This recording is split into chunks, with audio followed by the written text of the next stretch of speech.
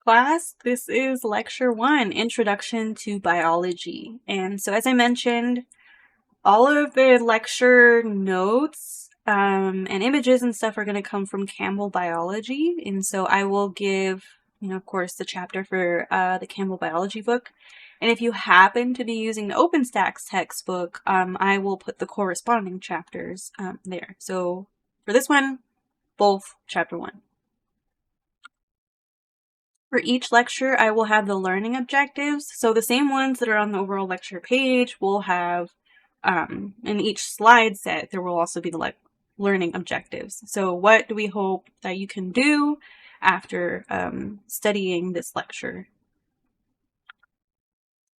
So first we have to start off with what is biology. So there are different fields in sciences and they each have different names because they're different fields. So biology is the study of life, the scientific study of life. So how do we know what to study? How do we know what's alive? We recognize life by what living things do. There are certain things that living things can do and non-living things can't. And biology is actually a huge subject with an enormous scope. So I'm going to show a figure later on that shows like all the different levels we could study life at or from, but this is a huge field. So what is life? What is alive? Some of the properties of things that are alive: there is order or organization. There is reproduction, so a living thing can reproduce and make more of its own kind. Energy processing, growth and development, response to the environment, regulation, and evolutionary adaptation. So if there's something that we, were to discover on another planet and we didn't know what it was, we'd have to study these things to see, okay, is it alive? You know how sometimes in horror movies, they're like, okay, what is it? Well, if it bleeds, then it can be killed. So kind of that concept of like, okay, what is alive? Is it able to do this on its own, this on its own? And one big example are viruses. So even though viruses are things that we hear a lot about in, biology, and we tend to lump them together with bacteria because they both make people sick, bacteria and viruses are very different. Bacteria are alive. One cell is one whole organism, and they're able to do all these different things. They are made of cells. They can reproduce on their own. They do energy processing. They're able to develop. They are able to respond to their environment. They do regulation, and they're able to kind of evolve over time. Viruses are made of totally different stuff. Even though we show them in pictures as like a circle, and we also happen to show cells as just circles, viruses are not cells. They are made of different stuff. They're lacking stuff that we'll talk more about in the cell structure and function lecture. But they're not made of cells. They're really just like complicated molecules almost. They're like a protein shell with like genetic information inside, but they are not made of things that make cells. They cannot reproduce on their own. We have to, if they are able to trick their way into our cells, viruses trick our cells to make copies of them. But it's our cells that are making more copies of them, not themselves reproducing. Viruses can't do energy processing. They can't grow and develop, even though we kind of describe them as doing things on their own. They don't. They don't actually respond to the environment. They don't do regulation. And in some way they adapt and evolve, but it's not like they're doing it. Well, it's not like anything does it on its own. But so what I'm trying to say is viruses are not alive because they don't meet these properties of life. So here are some of the those properties of life. So again, order, energy processing, growth and development, responding to the environment, even things that we might not think of. Even plants can respond to their environments. Evolutionary adaptation, regulation, reproduction. So to touch more on the order/organization, life can be studied at very different levels, from just molecules to, zoomed out the entire living planet. And so this enormous range can be divided into different levels of biological organization. So if we were to zoom in all the way, molecules make up living organisms. So even if molecules themselves aren't alive, they are able to make up living organisms. And so that's why we have to zoom in on this. So molecules, even chemistry, we're going to talk about chemistry, even though that's a totally different field, it plays a part in biology. So how atoms interact with each other to form molecules, how molecules work together and form organelles, and how organelles work together to function to make a cell. And so that is, again, the scope that we're going to cover in this class. And then if you are a biology major, you're going to take other courses that kind of show you the rest of this. So cells work together to make tissues that do common functions. Tissues work together to make organs. Organs work together to make an organism.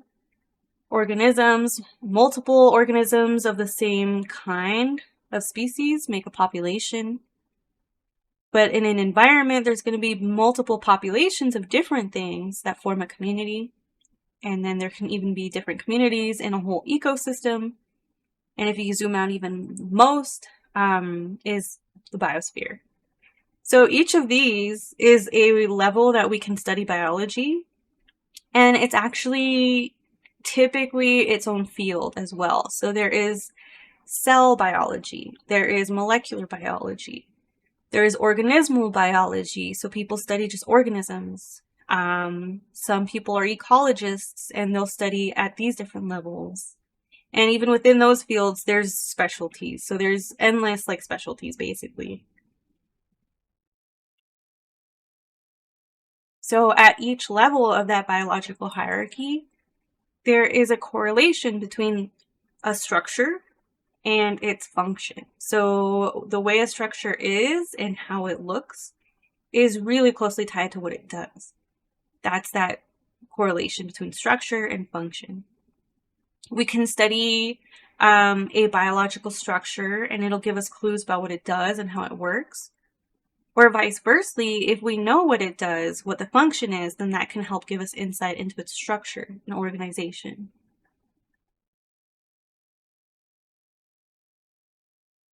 So living things are made of cells.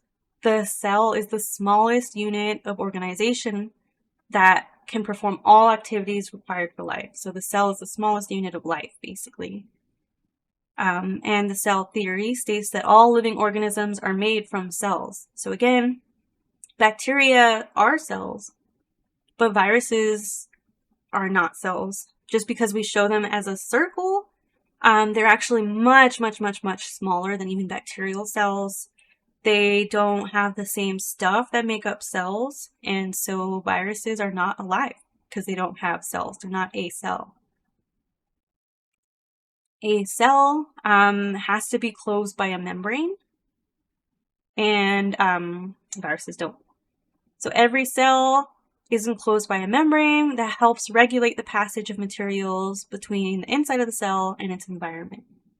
So in lecture 3 or 4, we'll talk about, parts of the cell and more specifics. But yeah, so every living thing has to be made of cells.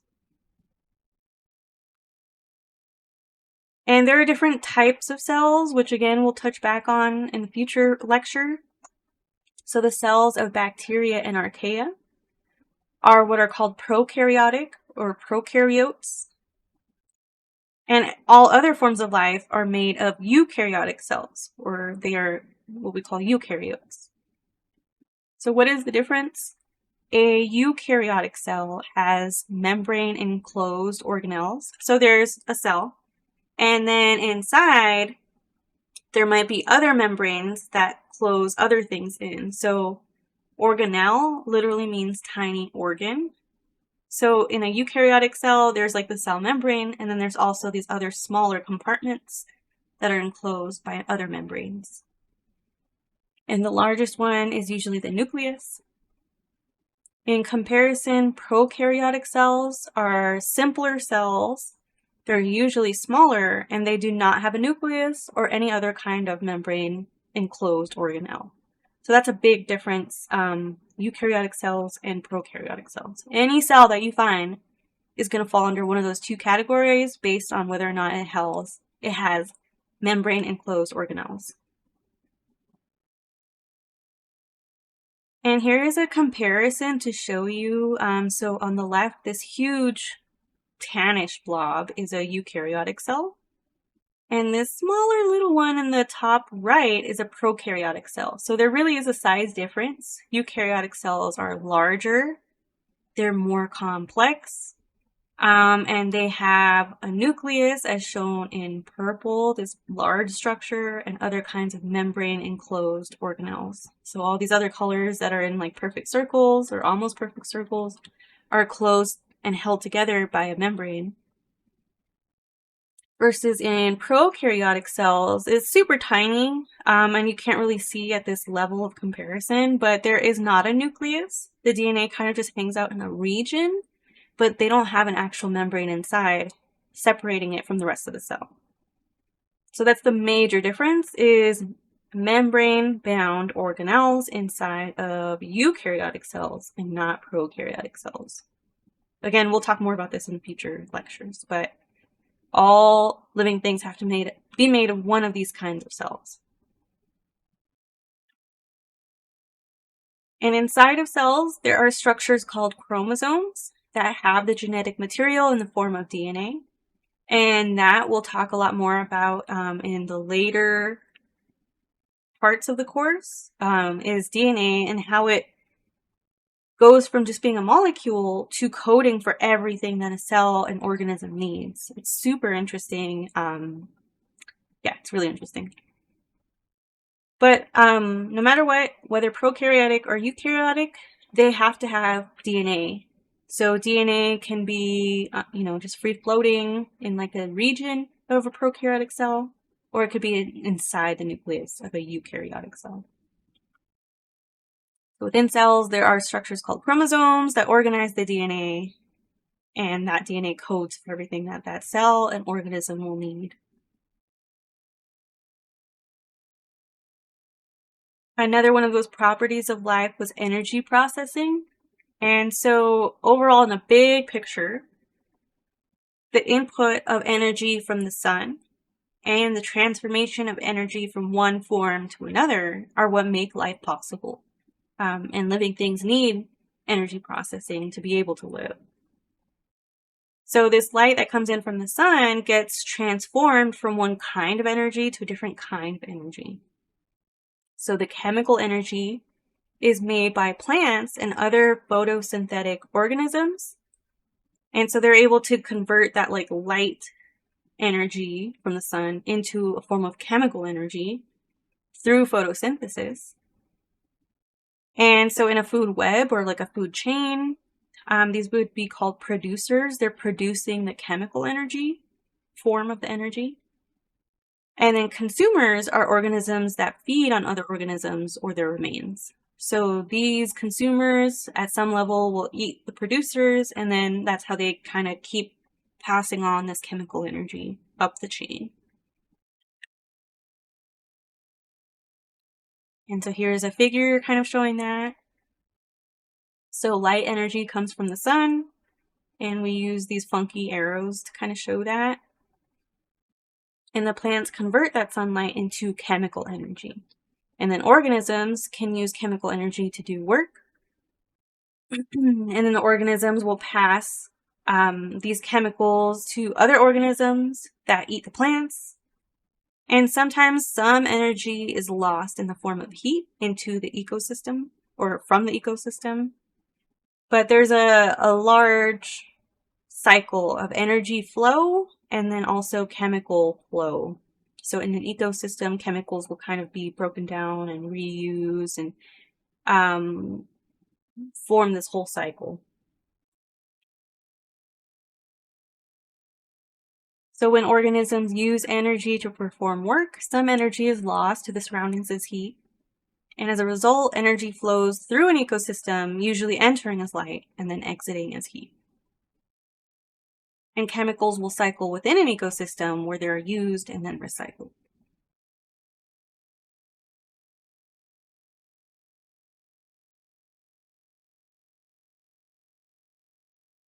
Okay, so part 2, evolution and the diversity of life. So classifying the diversity of life, there are about 1.8 million species that have been identified and named to date.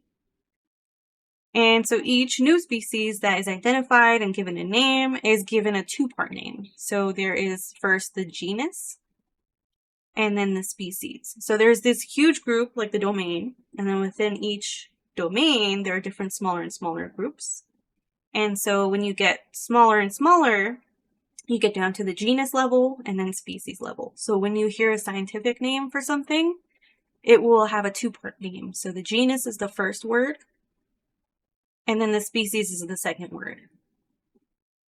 And these are each in italics, and usually only the first one is capitalized. So for example, Homo sapiens is the name of our species. So we are in the genus Homo, and there are other kinds, there were Homo erectus, as well as Homo sapiens and others. And so sapiens is our species. So when you see the two-part name or the Latin name, that is including both the genus and species. And so that's just what we know of today, about 1.8 million. But there are estimates that the total number of species that actually exist can range from 10 million to over 100 million. So there's a lot that we don't even know is out there and we haven't characterized and named.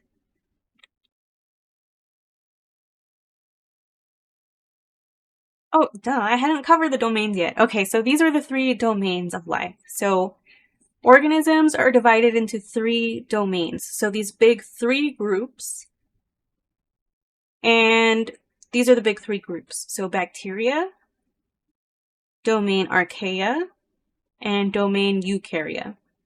Those are the 3 biggest groups. So any kind of living organism, we will look at its cells and different qualities about this kind of organism and its cells, and we'll sort it into one of these 3 categories, the domains. And so I mentioned, remember, prokaryotes or prokaryotic cells, they will fall under either bacteria or archaea.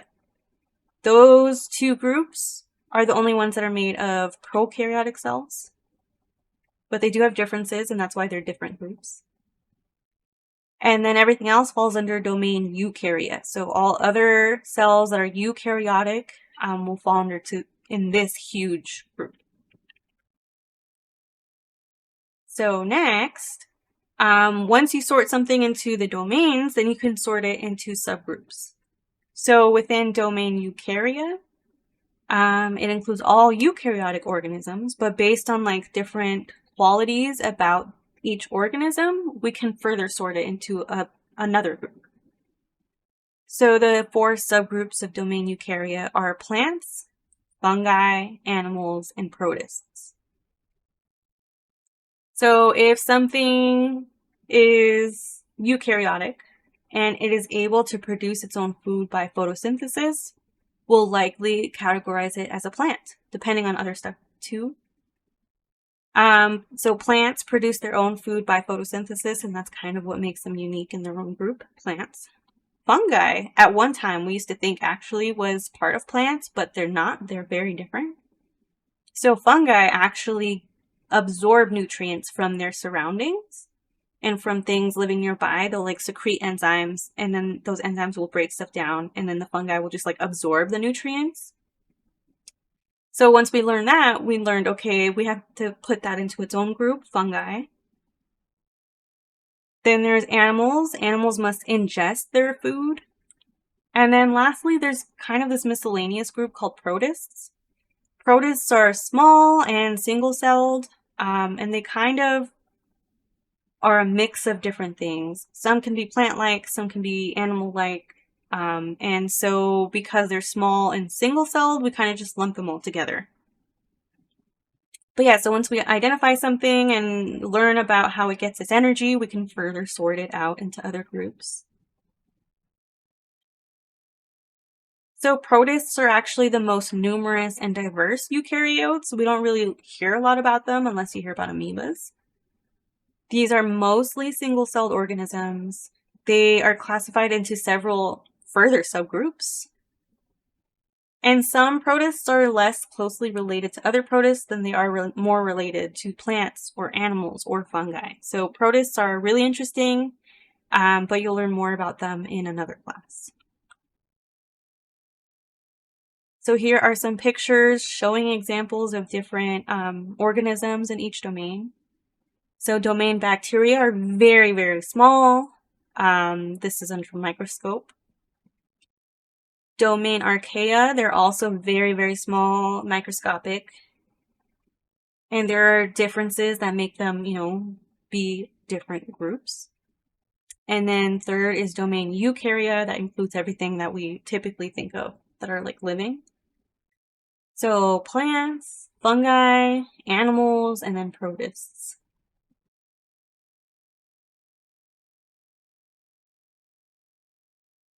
And so there's a lot of diversity of living things, right? Like from these tiny single-celled things to these more complex multicellular organisms. And so there's a striking unity that underlies the diversity of life. There's a lot of like diverse stuff, but there's also a lot of common things across all those diverse living things. And that's what kind of shows us that we are all related.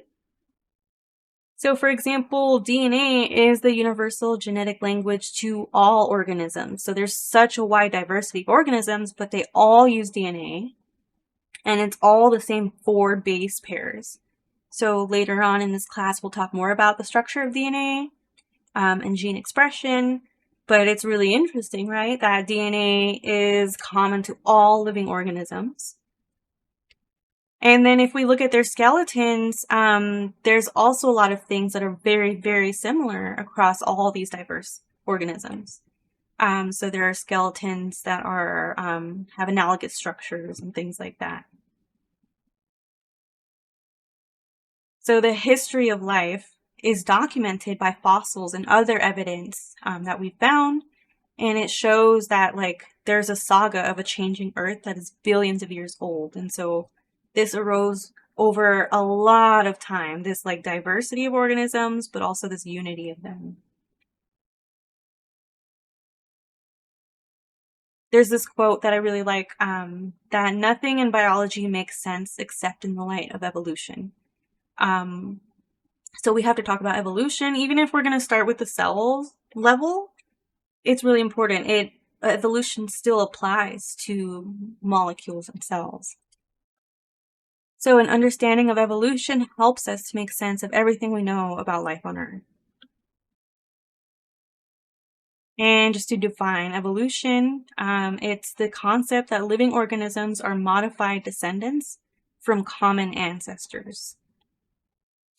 And there is an abundance of evidence that helps support this occurrence of evolution over long periods of time. So there's this guy, Charles Darwin, that we kind of say is like the father of evolution, just because he kind of put it into words, this idea that all things are modified descendants of common ancestors. So Charles Darwin was able to travel the world by ship, and from traveling the world and noticing and observing and taking notes about all kinds of different living things that he saw in different parts of the world, he made these observations and came to conclusions and published all of this in this book called On the Origin of Species by Means of Natural Selection. And he published this in 1859. And so it kind of talks about this unity and also diversity of life. So for example, unity and diversity of birds, like there's all these different kinds of birds, and they still meet the qualifications of being a bird, but they're so different. And so through all the observations he made, And in this book, he made two main points. So he said that species showed evidence of descent with modification from common ancestors, and that natural selection is the mechanism behind this. So descent with modification means that over generations, there's going to be small, tiny changes or modifications made, and that is what leads to maybe differences, but they're all united by coming from this common ancestor. And that natural selection is how this happens. So in his travels, Darwin made observations. He observed that individuals in a population will vary in their traits. And a lot of these traits seem to be heritable. So, for example, like in a population of pigeons, there is a wide range, a lot of variety in their traits, right? Say, for example, like the color. There's a range of like whitish pigeons to like darkish pigeons to gray, and they have different speckles and stuff, right? So there's a lot of variety in their traits. And a lot of these seem to be heritable. So if this pigeon and this pigeon happen to mate, the offspring is going to look like them. So these traits can be inherited. He also noticed that more offspring tend to be produced than survive. And so competition is inevitable. And he also noticed that species generally tend to suit their environment pretty well.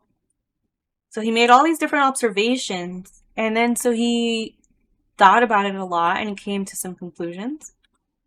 So he reasoned that individuals with traits that are best suited to their environment are more likely to survive and reproduce. And over time, more individuals in a population will have those beneficial traits. So evolution occurs because there's like unequal reproductive success. Some stuff is more likely to survive and reproduce, and other stuff is less likely to survive and reproduce. And that means that in the next generation, more individuals in that next generation will have those like beneficial traits. And then over so much time, that's what leads to ultimately like adaptation of animals to their environment. So let me show you a picture. Well, okay, let's cover this first. So he reasoned these two things. And so he said that the natural environment selects beneficial traits. So that's what natural selection means. Nature selects who lives and who dies. So this process he called natural selection. Natural selection will result in the adaptation of organisms to the circumstances of their way of life and their environment. Because nature is basically what's selecting who lives and who dies and will be represented in the next generation. So here's an example that's visual. So there's a black background, and then there are beetles that are the same species, but they have a variety in their colors. There are dark gray, like medium gray, and light gray beetles, and still like some variation. But there's different shades of like gray.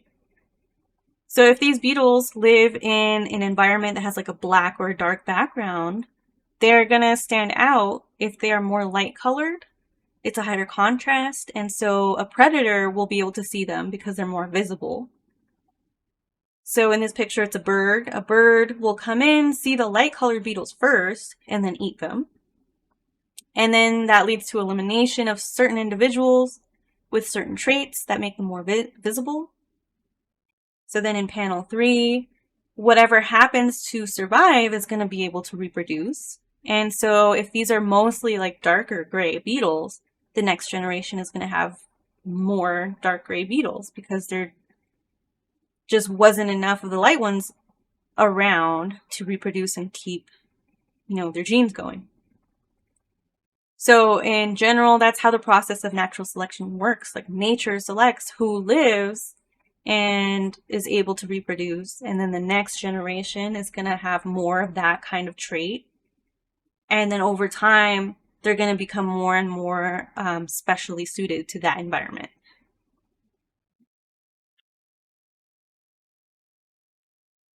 And so there will be, a variety of individuals with different traits, and then, things adapt to their environment. And so, what kind of shows us how we're all still related and modified descendants from a common ancestor is shared anatomy.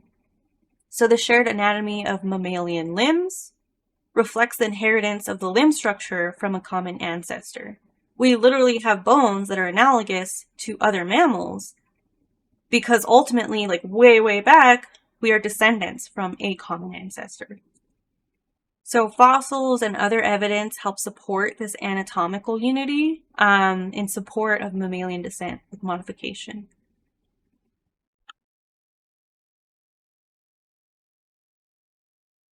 And so Darwin proposed that natural selection could lead to differences arising. So there could be an ancestral species, and over time, there could be like a branching point that give rise to two or more descendant species.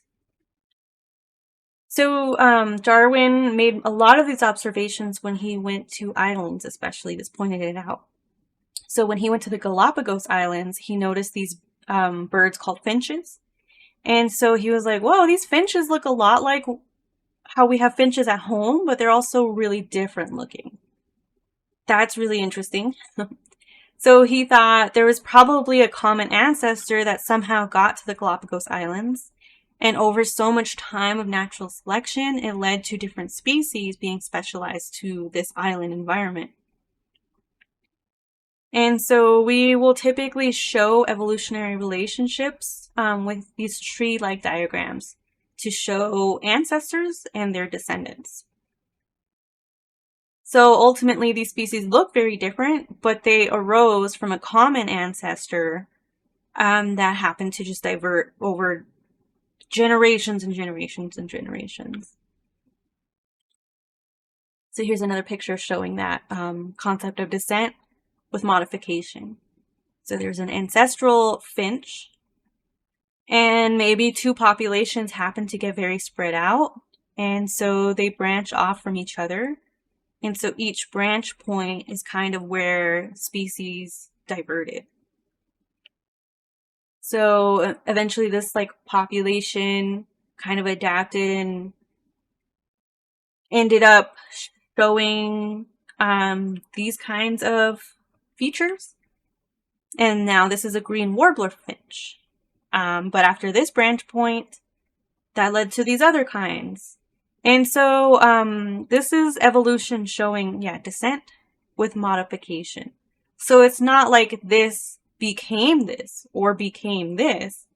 It's just that over time, this split and a subgroup kind of became more adapted to that area. And now this population looks like this. So that is descent with modification. Nothing just went from this to this. It's long periods of time and tiny changes that ended up building up and leading to how things look now. And so this figure is what that's trying to show, is a phylogenetic tree, but focusing on those big groups. So there's the domain bacteria, domain archaea, and domain eukarya. And yeah, they all ultimately come from a common ancestor over like thousands, millions of years.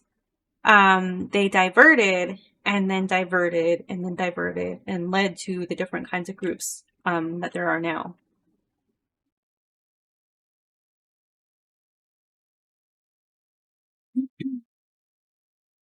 Okay, so I think I'll cut here.